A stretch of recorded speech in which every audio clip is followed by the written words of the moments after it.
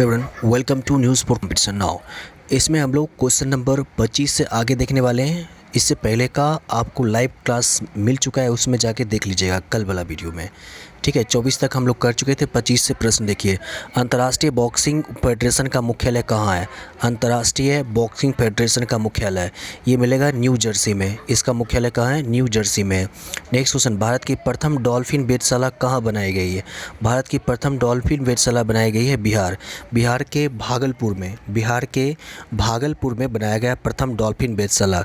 गंगा नदी में विक्रमशिला गंगे डॉल्फिन अभ्यारण्य स्थापित किया गया है बिहार में। बहुत इंपॉर्टेंट क्वेश्चन हो जाएगा। नेक्स्ट क्वेश्चन नंबर 27 है, वन फोर थिंग नामक कार्यक्रम किसके द्वारा आयोजित किया गया? इनमें से one more thing it's very important question. इसका राइट आंसर हो जाएगा डी, एप्पल के द्वारा ये कार्यक्रम चलाया गया one more thing. Now question number 28, I am no messiah के लेखक कौन है? आई एम नो मसीहा बहुत इंपॉर्टेंट पुस्तक है। इसके लेखक है सोनू सूद, बहुत चर्चा में रहे हैं, तो इसलिए इस पर आधारित प्रश्न आपको एग्जाम में देखने को मिल सकता है। प्रथम मानव जीवाश्म भारत की किस नदी घाटी से प्राप्त हुई है? प्रथम, ये कई एग्जाम में रिपीटेड क्वेश्चन है, इसलिए इसको याद रखिए, नर्मदा घाटी में। प्रथम मानव जीवाश्म प्राप्त हुई है नर्मदा घाटी में, वेरी इंपॉर्टेंट। भारत का प्रथम गवर्नर जनरल कौन था? क्वेश्चन नंबर 30, भारत का प्रथम गवर्नर कौन था? मेयो, लीटन, कैनिंग है, डफरिन है। चलिए क्वेश्चन नंबर 30 बहुत कन्फ्यूजन वाला क्वेश्चन है, तो इसका राइट आंसर ये होगा, इनमें से कोई नहीं। क्यों? क्योंकि भारत का जो प्रथम गवर्नर जनरल बनाया गया था वो 1833 में बनाया गया था चार्टर एक्ट के द्वारा। उस समय बंगाल के गवर्नर जनरल कहा जाता था, और उसके बाद भारत का गवर्नर जनरल बनाया गया 1833 में लॉर्ड विलियम बेंटिक को। किसको बनाया गया? लॉर्ड विलियम बेंटिक को, इसमें नहीं था। और भारत का अंतिम गवर्नर जनरल और प्रथम वायसराय पूछता तब आप आंसर सी देते लॉर्ड कैनिंग। ओके, याद रखिए 1856-57 में जाकर के क्या होता है कि जो गवर्नर जनरल का पद है उसको वायसराय में कन्वर्ट कर देता है, और उस समय लॉर्ड कैनिंग रहते हैं। तो भारत का अंतिम गवर्नर जनरल या प्रथम वायसराय पूछेगा तब लॉर्ड कैनिंग देते, लेकिन इसमें प्रथम गवर्नर जनरल का रहा है, यहाँ इनमें से कोई नहीं हो जाएगा, क्योंकि विलियम बेंटिक थे 1833 में। ओके, क्वेश्चन नंबर 31 है, भारत में ब्रिटिश साम्राज्य का संस्थापक किसे माना गया है? तो लॉर्ड क्लाइव को माना गया है। क्यों?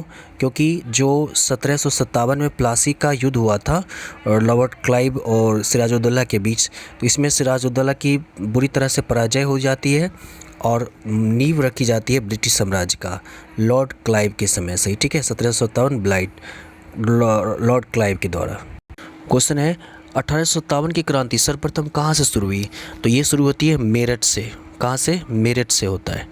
ठीक है, 1857 डेट क्या है? 10 मई, संभवतः 10 मई 1857 को मेरठ से शुरू होता है 1857 की क्रांति। अगला क्वेश्चन है बहुत इंपॉर्टेंट, मुंडा विद्रोह का नेता कौन था?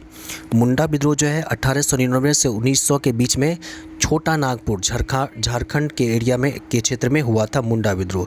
इस विद्रोह को उलगुलान विद्रोह भी कहा जाता है, और इसके नेतृत्व करता थे बिरसा मुंडा। कौन थे? बिरसा मुंडा, याद रखिए बिरसा मुंडा। और इस विद्रोह के बाद छोटा नागपुर एरिया में जो टेनेंसी एक्ट द्वारा संयुक्त काश्तकारी अधिकारी की मान्यता दी गई और बेट बेगारी या बंधुआ मजदूर पर प्रतिबंध लगाया गया। तो मुंडा विद्रोह या उलगुलान विद्रोह के नेतृत्व करता है बिरसा मुंडा। याद रखिए, इन्हीं का जन्म दिवस जो है 15 नवंबर को ध्यान में रख करके बिहार से झारखंड को अलग किया गया। Next question, question number 34, Arya Samaj की स्थापना किसने की? बहुत रिपीटेड क्वेश्चन। राइट आंसर हो जाएगा स्वामी दयानंद सरस्वती के द्वारा आर्य समाज की स्थापना की गई। कब? 1875 में बम्बई में। इसका उद्देश्य क्या था? तो उत्तर भारत में जो हिंदू धर्म में सुधार है, इसका मुख्य उद्देश्य था कि जो भ्रांतियाँ हैं, जो अंधविश्वास है, इसमें सुधार किया जाए। और दयानंद सरस्वती ने एक पुस्तक भी लिखा, प्रकाशित किया। ये पुस्तक है सत्यार्थ प्रकाश। इसके माध्यम से वेदों की महत्ता को संसार में बताया गया कि वेद का क्या इंपॉर्टेंस है, सत्यार्थ प्रकाश के द्वारा। और इसी दरमियान इन्होंने नारा दिया, वेदों की ओर चलो या वेदों की ओर लौटो, बैक टू द वेदास। तो स्वामी दयानंद सरस्वती से इंपॉर्टेंट फैक्ट्स याद रखिए। अगला क्वेश्चन है, भारत में प्रथम भारत रत्न प्राप्त करने वाले व्यक्ति कौन है? तो भारत रत्न जो भारत का सर्वोच्च सम्मान है, ये दिया गया सर्वप्रथम 1954 में डॉक्टर एस राधाकृष्णन। भारत के प्रथम उपराष्ट्रपति और द्वितीय राष्ट्रपति हुए एस राधाकृष्णन। इन्हें भारत रत्न से सम्मानित किया गया। बात करें इसमें राजेंद्र प्रसाद को, तो जवाहरलाल नेहरू, राजेंद्र प्रसाद और लाल बहादुर शास्त्री, इन तीनों को भी भारत रत्न से सम्मानित किया जा चुका है। जवाहरलाल नेहरू को 1955 में, जवाहरलाल नेहरू को 1955 में सम्मानित किया गया। उसके बाद राजेंद्र प्रसाद को 1962 में दिया गया, भारत रत्न से सम्मानित किया गया। और लाल बहादुर शास्त्री जी को मरणोपरांत 1966 में, शास्त्री जी को मरणोपरांत 1966 में भारत रत्न से सम्मानित किया गया। क्वेश्चन है, भारत के प्रथम राष्ट्रपति राजेंद्र प्रसाद किस राज्य थे? ये बिहार के थे, जीरादई बिहार से थे। ठीक है। क्वेश्चन है, उत्तरी अमेरिका में नियाग्रा जलप्रपात किन दो झीलों के बीच है? तो उत्तरी अमेरिका में जो नियाग्रा जलप्रपात है यह स्थित है ओंटारियो झील और इरी झील के बीच। ओंटारियो झील और इरी झील के बीच स्थित है उत्तरी अमेरिका में नियाग्रा जलप्रपात। क्वेश्चन नंबर 37, रूस के किस शहर को उत्तर का वेनिस कहा जाता है? रूस के किस शहर को उत्तर का वेनिस कहा जाता है? सेंट पीटर्सबर्ग को उत्तर का वेनिस कहा जाता है। क्वेश्चन नंबर 4, यूरोप में पिरेनी पर्वत श्रृंखला किन दो देशों को अलग करती है? यूरोप में। क्वेश्चन नंबर 39 का ए इज राइट आंसर हो जाएगा, स्पेन और फ्रांस को अलग करती है। क्वेश्चन नंबर 40, भारत में चंद्रा और भागा नदियाँ किस क्षेत्र में बहती है? भारत में चंद्रा और भागा नदियाँ किस क्षेत्र में बहती है? क्वेश्चन नंबर 40 का सी इज राइट आंसर होगा, लाहौल क्षेत्र में बहती है भारत में चंद्रा और भागा नदी। ये है चिनाब नदी, हिमाचल प्रदेश में चंद्राभागा कहलाती है। चिनाब नदी को हिमाचल प्रदेश में चंद्राभागा कहते हैं। यह लाहौल में बारालाचा दर्रा के दोनों ओर बहती है। ठीक है, हिमाचल प्रदेश में। चंबल नदी पर राणा प्रताप सागर जल विद्युत परियोजना किस राज्य में है?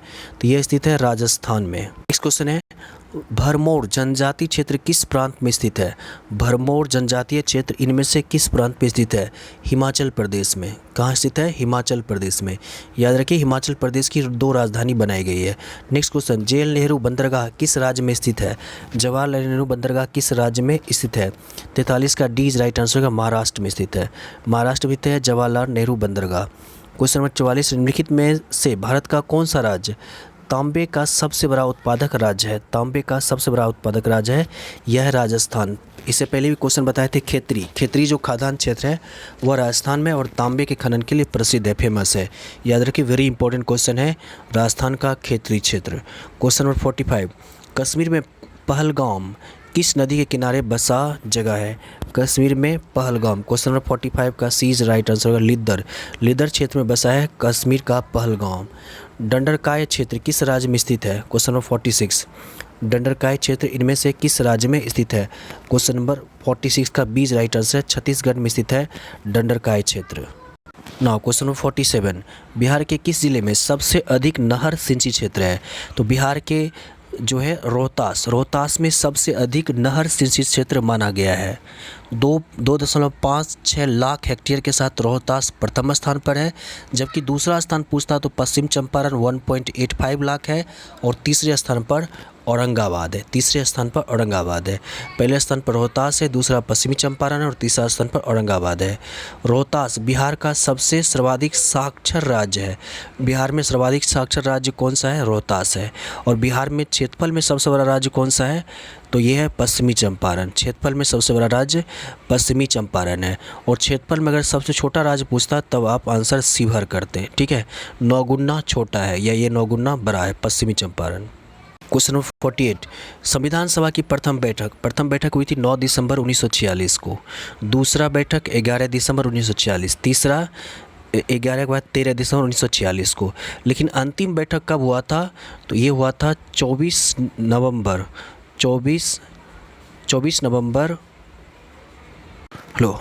तो संविधान सभा की अंतिम बैठक पूछेगा तो वो होगा 24 जनवरी 1950 को हुआ था। प्रथम और अंतिम बार एग्जाम पूछता है तो ध्यान रखिए। क्वेश्चन नंबर 49 है, भारत के राष्ट्रपति के निर्वाचक मंडल में कौन कौन सम्मिलित होते हैं?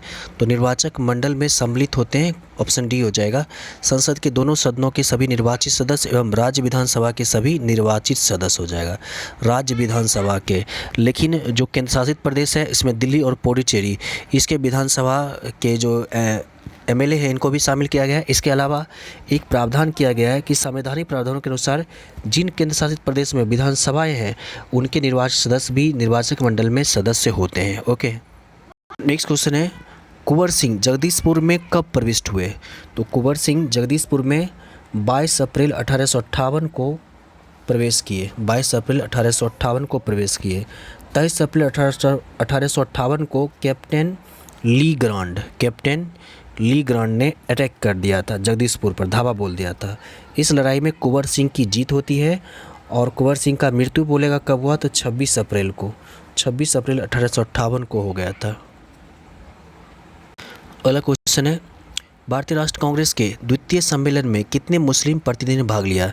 यहाँ द्वितीय पूछा जा रहा है इसलिए क्वेश्चन पर ध्यान देना चाहिए। याद रखिए जब पहला हुआ था पहला सम्मेलन तो उसमें 72 कुल प्रतिनिधि भाग लिए थे, 72। इस 72 में 2 मुस्लिम थे, लेकिन दूसरा जो अधिवेशन हुआ था उसमें 436 प्रतिनिधि ने भाग लिया था, 436, और इस 436 में 33 मुस्लिम थे। तो यहाँ पूछा जा रहा है द्वितीय सम्मेलन में, इसलिए राइट आंसर बी हो जाएगा। नेक्स्ट क्वेश्चन में 52 1904 में देवघर में गोल्डन लिंक की स्थापना ब्रिटिश का बहिष्कार और स्वदेशी आंदोलन की प्रगति के लिए की गई। इनमें से कहाँ? तो ये किया गया बिहार में। क्वेश्चन है मुस्लिम लीग ने अपना वार्षिक अधिवेशन नियमित रूप से कब आरंभ किया गया? कब से आरंभ किया था? मुस्लिम अपना वार्षिक अधिवेशन नियमित रूप से कब शुरू किया गया था? इसका राइट आंसर हो जाएगा 1924 ईस्वी से। 1924 ईस्वी से नियमित रूप से अपना वार्षिक अधिवेशन आरंभ किया था मुस्लिम लीग। क्वेश्चन नंबर 61 है भारतीय संविधान का अनुच्छेद 300 किससे संबंधित है? भारतीय संविधान का अनुच्छेद 300 ये संबंधित है मुकदमे तथा कार्यवाही से। भारतीय संविधान का अनुच्छेद 300 संबंधित है मुकदमे और कार्रवाई से। यह अनुच्छेद संविधान के भाग 12 में है। यह अनुच्छेद संविधान के भाग 12 में है जिसका शीर्षक है वित्त, संपत्ति, संविदा और वाद। वित्त, संपत्ति, संविदा और वाद। नाउ क्वेश्चन नंबर 62 भारत में न्यायिक प्रणाली किस पर आधारित है? तो भारत में जो न्यायिक प्रणाली है वो संविधान पर, नियमित कानून की उचित प्रक्रिया पर और कानून द्वारा स्थापित प्रक्रिया पर आधारित है। ठीक है, जो परंपरागत कानून है इस पर भी आधारित है। तो एक से अधिक हो जाएगा, ई इज राइट आंसर हो जाएगा। कुछ और क्वेश्चन शेष रह गए हैं तो इसको हम लोग अगले वीडियो में देख लेंगे। प्लीज़ वीडियो अगर अच्छा लगा, क्वेश्चन अगर अच्छा लगा है तो लाइक कर दीजिएगा और शेयर ज़रूर कीजिएगा और नीचे कमेंट बॉक्स में ज़रूर लिखिएगा ताकि हम फिर अगला वीडियो लेके ज़रूर आए। Okay, till then goodbye and take care.